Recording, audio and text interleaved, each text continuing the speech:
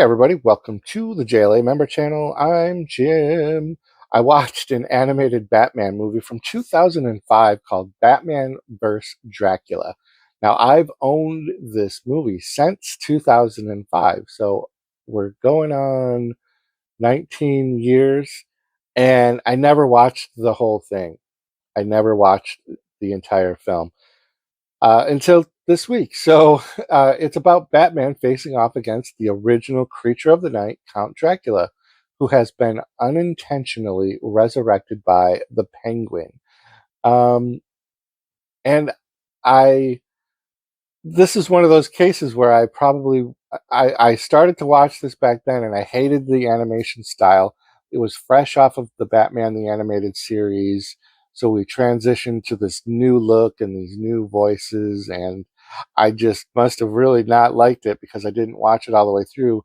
I did this time. I forced myself to watch it, and uh, I'm not like super thrilled about the animation or the look of some of the characters, particularly like the Joker and the Penguin. A lot of the villains, like they do like about a bunch of exaggerated features and things, and I'm just not a fan of that style.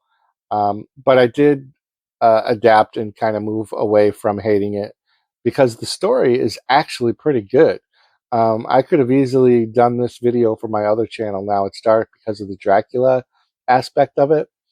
Dracula's voice was done by Peter Stormare, and I thought that was really well done. Tom Kenny did the Penguin, and Tom Kenny is a long time character voice actor, as well as Tara Strong, who did Vicky Vale. The Joker's voice, however, Kevin Michael Richardson, I'm just not a fan of that Joker, this version of the Joker or the voice, and that it just, I don't know, it was too hard to accept. Reno Romano is the Batman, and that voice wasn't so bad.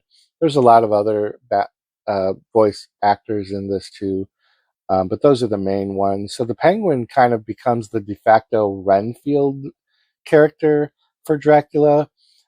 They actually do a really decent job explaining why Dracula is in Gotham City. Like there's an actual plausible reason. Like they actually stick with the lore of the Dracula story and kind of tweak it to fit this story, and it actually does.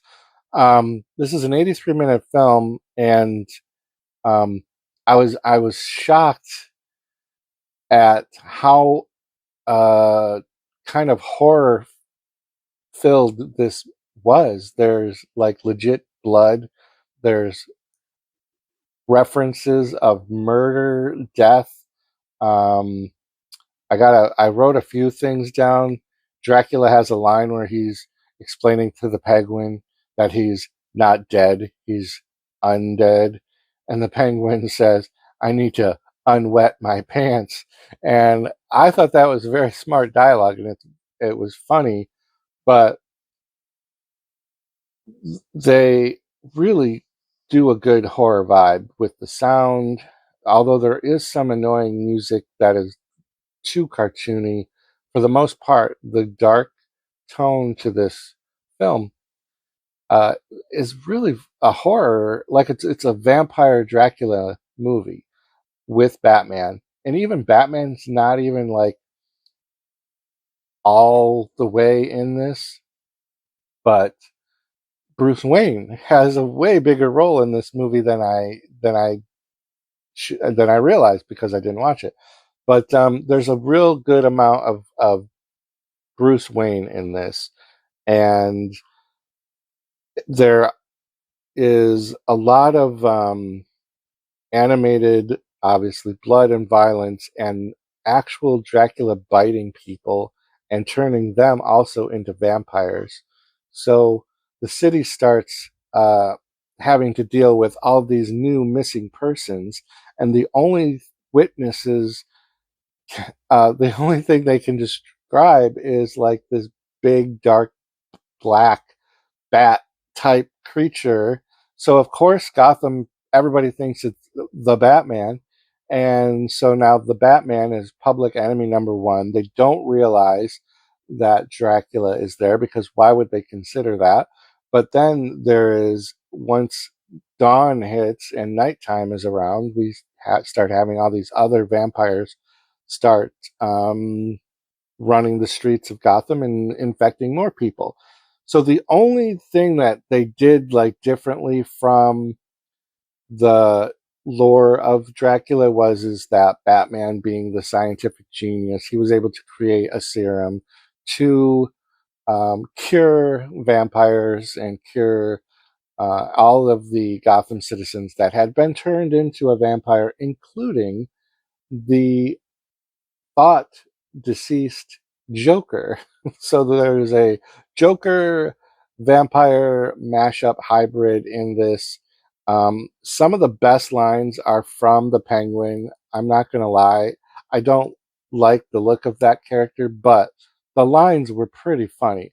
There's so many adult themes in this movie, too. Sexual tension, kind of like adult over the head of kids, not jokes, but just tones and lines that were straight. Because, as with any Dracula film, we don't just have the vampire Dracula, we have the man Dracula, who in this movie was Dr. Alucard, and goes to a charity event being held by Bruce Wayne. And they do a really neat interaction between Vicky Vale, who is on they're on the request of Bruce Wayne, where they're establishing like a relationship. But then there's Dr. Alucard, who takes an interest in her as well. And yeah, it's this is like a real vampire story, very Dracula story driven, except for the twisted Batman can give everybody like a serum. But there's pretty good action sequences, good fight sequences between the Batman and Dracula, rooftops fighting, um, Batman getting his ass kicked basically by Dracula until Batman learns to adapt his fighting style and all that. So there's more than one action sequence with that. And the finale is kind of, like silly in that, all of the Gotham vampires versus Batman with his arsenal of syringes that he has strapped all over his bat suit. That took away from a little bit of the edginess of this. But if you're like a Dracula fan, a vampire fan, it's definitely worth checking out. It was a better story. I kind of kicked myself like waiting 19 years to finally take the plunge and sink my teeth into this movie. So let me know in the comments down below if you've seen this movie or what your thoughts are about mashups like this. I'd be interested in seeing some more. I'm going to start to revisit some more of the animated DC movies that I kind of have forgotten about. Just kind of maybe start doing some reviews on some of these old ones. If you guys have any suggestions for some of the older DC animated or maybe even some of the live action stuff, let me know, and maybe I'll start doing some reviews on those. Otherwise, thank you for this one and have a great day. Row 18, plot 20.